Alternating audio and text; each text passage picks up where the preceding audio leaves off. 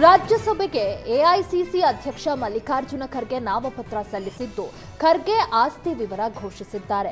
ಮಲ್ಲಿಕಾರ್ಜುನ ಖರ್ಗೆ 14,94,69,140 ರೂಪಾಯಿ ಮೌಲ್ಯದ ಚಿರಾಸ್ತಿ ಹೊಂದಿದ್ದು, 8,30,90,96,900 ರೂಪಾಯಿ ಮೌಲ್ಯದ ಸ್ಥಿರಾಸ್ತಿ ಹೊಂದಿದ್ದಾರೆ.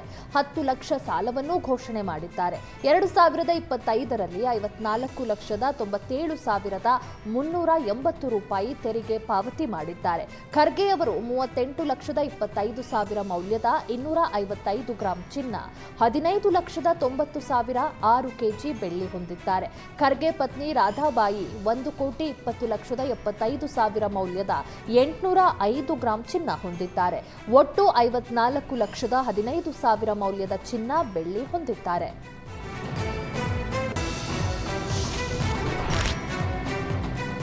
ಕೆಪಿಸಿಸಿ ಅಧ್ಯಕ್ಷರಾಗಿ ಆಯ್ಕೆಯಾಗಿರುವ ಬಿಕೆ ಹರಿಪ್ರಸಾದ್ ಜೂನ್ 12ರಂದು ಅರಮನೆ ಮೈದಾನದಲ್ಲಿ ಪದಗ್ರಹಣ ಕಾರ್ಯಕ್ರಮ ನಡೆಯಲಿದೆ. ಅಂದು ಕೆಪಿಸಿಸಿ ಅಧ್ಯಕ್ಷರಾಗಿ ಅಧಿಕೃತವಾಗಿ ಅಧಿಕಾರ ಸ್ವೀಕರಿಸಲಿದ್ದಾರೆ. ಕಾರ್ಯಕ್ರಮದಲ್ಲಿ ಎಐಸಿಸಿ ನಾಯಕರು, ವಿವಿಧ ರಾಜ್ಯಗಳ ನಾಯಕರು, ರಾಜ್ಯ ನಾಯಕರು ಪಾಲ್ಗೊಳ್ಳಲಿದ್ದಾರೆ.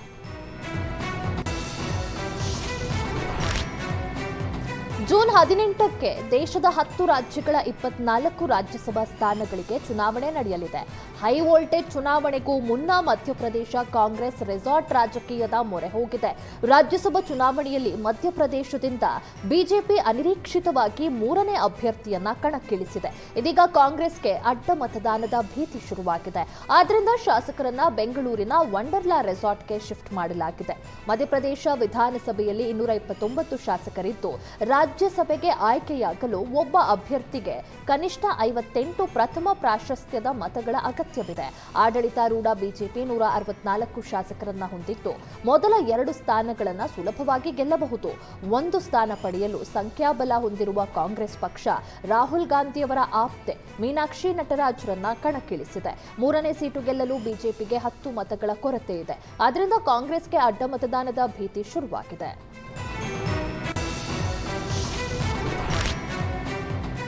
ಎಚ್ಎಂ ಗೋಪಿಕೃಷ್ಣರನ್ನ ಎಂಎಲ್ಸಿ ಮಾಡುವಂತೆ ಮಾಚಿದೇವ ಮಹಾಸಂಸ್ಥಾನ ಮಠದ ಶ್ರೀಗಳು ಸಿಎಂ ಡಿಕೆ ಶಿವಕುಮಾರ್ಗೆ ಪತ್ರ ಬರೆದಿದ್ದಾರೆ. ಕಾಂಗ್ರೆಸ್ ಮೆಂಬರ್ಶಿಪ್ ಮಾಡುವಲ್ಲಿ ಗೋಪಿಕೃಷ್ಣ ರಾಜ್ಯಕ್ಕೆ ಮೊದಲಿಗರು. ತುಮಕೂರಿನಲ್ಲಿ ಮಡಿವಾಳ ಸಮಾವೇಶ ಮಾಡಿ 30,000 ಜನರನ್ನ ಸೇರಿಸಿದ್ದಾರೆ. ಆದ್ದರಿಂದ ಮಡಿವಾಳ ಸಮಾಜಕ್ಕೆ ಸೇರಿರುವ ಎಚ್ಎಂ ಗೋಪಿಕೃಷ್ಣರನ್ನ ಎಂಎಲ್ಸಿ ಮಾಡಿ ಅಂತ ಪತ್ರದಲ್ಲಿ ಉಲ್ಲೇಖಿಸಿದ್ದಾರೆ. 2ನೇ ಪಟ್ಟಿಯಲ್ಲಿ ನನಗೆ ಮಂತ್ರಿಗಿರಿ ಸಿಗಲಿದೆ ಎಂದು ಶಾಸಕ ನಂಜೇಗೌಡ ಸುವರ್ಣ ನ್ಯೂಸ್ಗೆ ತಿಳಿಸಿದ್ದಾರೆ. 3 ವರ್ಷ ಕೋಲಾರ ಜಿಲ್ಲೆಗೆ ಮಂತ್ರಿ ಸಿಗದೆ ತಾಳ್ಮೆಯಿಂದ ಇದ್ವಿ. ಈ ಬಾರಿ ಕೋಲಾರಕ್ಕೆ ಸಚಿವ ಸ್ಥಾನ ಬೇಕೆಂದು ದೆಹಲಿಗೆ ತೆರಳಿ ಎಐಸಿಸಿ ಅಧ್ಯಕ್ಷ ಮಲ್ಲಿಕಾರ್ಜುನ ಖರ್ಗೆಗೆ ಮನವಿ ಮಾಡಿದ್ದೇವೆ ಎಂದು ತಿಳಿಸಿದ್ದಾರೆ. ರಾಹುಲ್ ಗಾಂಧಿ ಸೂಚನೆ ಬಳಿಕ ಸಿದ್ದರಾಮಯ್ಯ ರಾಜೀನಾಮೆ ನೀಡಿದ್ರು. ಅದೇ ರೀತಿ 3 ವರ್ಷ ಸಚಿವರಾಗಿದ್ದವರನ್ನ ಬಿಟ್ಟು ಹೊಸಬರಿಗೆ ಅವಕಾಶ ಕೊಡಬೇಕಿತ್ತು. ಹಳೆ ಮಂತ್ರಿಗಳನ್ನ ಬಿಟ್ಟು ಹೊಸಬರಿಗೆ ಅವಕಾಶ ಕೊಟ್ಟಿದ್ರೆ ಒಳ್ಳೆಯ ಮೆಸೇಜ್ ಇರ್ತಿತ್ತು. ಹೊಸ ಸಿಎಂ ಡಿಕೆಶಿ ಜೊತೆ ಹೊಸ ಮಂತ್ರಿಗಳನ್ನು ಮಾಡಬೇಕಿತ್ತು. ಒಕ್ಕಲಿಗ ಸಮುದಾಯ ಕೋಟಾದಲ್ಲಿ ನನಗೆ ಮಂತ್ರಿ ಸ್ಥಾನ ಕೊಡಬೇಕೆಂದು ಆಗ್ರಹಿಸಿದ್ರು.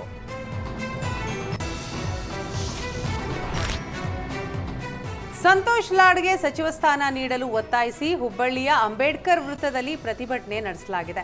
ಕೈಯಲ್ಲಿ ಲಾಡ್ ಭಾವಚಿತ್ರ ಹಿಡಿದು ಸಚಿವ ಸ್ಥಾನಕ್ಕಾಗಿ ಆಗ್ರಹಿಸಲಾಗಿದೆ.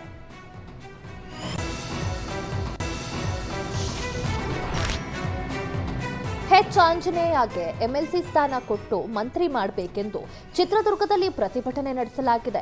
ಎಡ ಸಮುದಾಯದ ಒಬ್ಬರಿಗೆ ಮಂತ್ರಿಗಿರಿ ನೀಡಿದ್ದಾರೆ. ಅಲ್ಲದೆ ಕೆಎಚ್ ಮುನಿಯಪ್ಪಗೂ ಪ್ರಭಾವಿ ಖಾತೆ ಕೊಟ್ಟಿಲ್ಲ.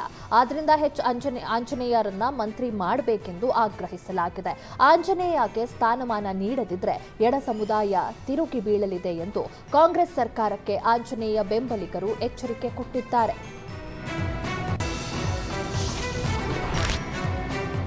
ಪರಿಷತ್ ಸದಸ್ಯ ಉಮಾಶ್ರೀಗೆ ಸಚಿವ ಸ್ಥಾನ ಕೊಡಬೇಕು ಅಂತ ಕಾಂಗ್ರೆಸ್ ಕಾರ್ಯಕರ್ತರು ಪ್ರತಿಭಟಿಸಿದ್ದಾರೆ.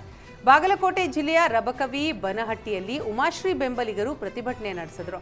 ಉಮಾಶ್ರೀ ಈ ಹಿಂದೆ ಸಚಿವರಾಗಿ ಉತ್ತಮ ಕಾರ್ಯ ಮಾಡಿದ್ದಾರೆ. ಹಾಗಾಗಿ ಡಿಕೆ ಶಿವಕುಮಾರ್ ಸರ್ಕಾರದಲ್ಲಿ ಉಮಾಶ್ರೀಗೆ ಸಚಿವ ಸ್ಥಾನ ನೀಡಬೇಕು ಅಂತ ಆಗ್ರಹಿಸಿದ್ದಾರೆ. ಆಹಾರ ಖಾತೆ ಕೊಟ್ಟಿದ್ದಕ್ಕೆ ಮುನಿಯಪ್ಪ ಮತ್ತೆ ಮುನಿದಿದ್ದಾರೆ. ಖಾತೆ ಬದಲಾವಣೆಗೆ ಬಿಗಿ ಪಟ್ಟು ಹಿಡಿದಿದ್ದಾರೆ. ಈ ಬಗ್ಗೆ ಏರ್ಪೋರ್ಟ್ನಲ್ಲಿ ರಾಹುಲ್ ಗಾಂಧಿ ಜೊತೆ ಮುನಿಯಪ್ಪ ಚರ್ಚಿಸಿದ್ದು, ಅಲ್ಲದೆ ರಾಹುಲ್ ಗಾಂಧಿ ಹೊರಟ ಬಳಿಕ ಸಿಎಂ ಡಿಕೆಶಿ ಜೊತೆ ಮಾತುಕತೆ ನಡೆಸಿದ್ದಾರೆ. ಆಹಾರ ಬದಲು ಸಮಾಜ ಕಲ್ಯಾಣ ಇಲಾಖೆ ಕೊಡುವಂತೆ ಮುನಿಯಪ್ಪ ಪಟ್ಟು ಹಿಡಿದಿದ್ದಾರೆ. ನಾನು ಸೀನಿಯರ್ ಇದ್ದೇನೆ, ಹೈಕಮಾಂಡ್ ಸೂಚನೆ ಮೇರೆಗೆ ನನ್ನ ಕೆಲಸ ಮಾಡುತ್ತಿದ್ದೇನೆ. ರಾಹುಲ್ ಗಾಂಧಿ ಹರಿಪ್ರಸಾದ್ಗೆ ಖಾತೆ ಬದಲಿಸಲು ಹೇಳಿದ್ದೇನೆ. ಯಾವ ತೀರ್ಮಾನ ತೆಗೆದುಕೊಳ್ಳುತ್ತಾರೆ ನೋಡೋಣ ಎಂದು ಮುನಿಯಪ್ಪ ಹೇಳಿದ್ದಾರೆ.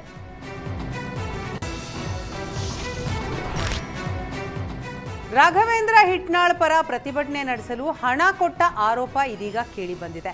ಶಾಸಕ ರಾಘವೇಂದ್ರ ಹಿಟ್ನಾಳ್ಗೆ ಸಚಿವ ಸ್ಥಾನ ಕೊಡುವಂತೆ ನಿನ್ನೆ ಕೊಪ್ಪಳದ ಬನ್ನಿಕಟ್ಟಿಯಿಂದ ಅಶೋಕ್ ವೃತ್ತದವರೆಗೂ ಪ್ರತಿಭಟನೆ ನಡೆಸಲಾಗಿತ್ತು. ಪ್ರತಿಭಟನೆಗೆ ಜನರನ್ನ ಸೇರಿಸಲು ದುಡ್ಡು ಹಂಚ್ತಾ ಇರೋ ವಿಡಿಯೋ ವೈರಲ್ ಆಗಿದೆ. 3 ಬಾರಿ ಶಾಸಕರಾಗಿರೋ ರಾಘವೇಂದ್ರ ಹಿಟ್ನಾಳ್ಗೆ ಸಚಿವ ಸ್ಥಾನ ಕೊಡಬೇಕು ಅಂತ ಆಗ್ರಹಿಸಲಾಗಿದೆ.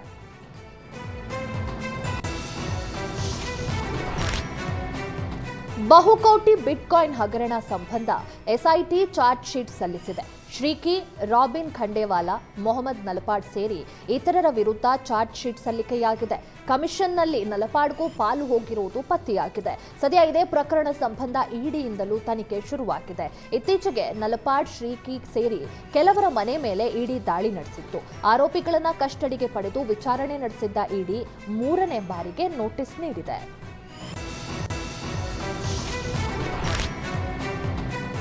ದೇವರಾಜ್ ಅರಸು ಮೊಮ್ಮಗ ಸೂರಜ್ ಹೆಗಡೆ ನಿನ್ನೆ ಹೃದಯಾಘಾತದಿಂದ ಮೃತಪಟ್ಟಿದ್ರು. ಇಂದು ದೆಹಲಿಯಿಂದ ಬಂದು ರಾಹುಲ್ ಗಾಂಧಿ ಅಂತಿಮ ದರ್ಶನ ಪಡೆದರು. ಸೂರಜ್ ಹೆಗಡೆ ಕುಟುಂಬಕ್ಕೆ ಸಾಂತ್ವನ ಹೇಳಿದರು. ಬಳಿಕ ಸಕಲ ಸರ್ಕಾರಿ ಗೌರವದೊಂದಿಗೆ ಹೆಬ್ಬಾಳದ ಚಿರಶಾಂತಿ ಧಾಮದಲ್ಲಿ ಸೂರಜ್ ಅಂತ್ಯಕ್ರಿಯೆ ನೆರವೇರಿಸಲಾಯಿತು.